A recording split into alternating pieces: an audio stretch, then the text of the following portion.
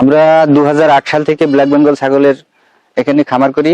Black Bengal ছাগল পালনের উদ্দেশ্য আমাদের একটাই, যে এই ছাগল পাললে রোগ ব্যাধি কম হয় এবং এর উৎপাদনশীলতা বেশি, বছরে 2বার বাচ্চা দেয় এবং এক একটা ছাগলে মা ছাগলে কোনোবার 2টা 3টা 4টা 5টা পর্যন্ত বাচ্চা হয়, বছরে 2বার বাচ্চা দেয়। ব্ল্যাক বেঙ্গল ছাগল বলতে গেলে বিশ্বের শ্রেষ্ঠ একটা মাংস উৎপাদিত ছাগল এবং সব ছাগলের চেয়ে এই ছাগলের মাংস সুস্বাদু এবং পুষ্টিকর।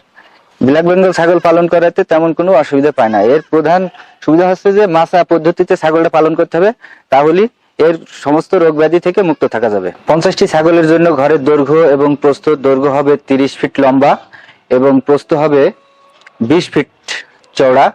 এই ঘরটা দেখতে পাচ্ছেন, এই ঘর আপনার 30 ফিট লম্বা আছে এবং 20 ফিট চওড়া আছে।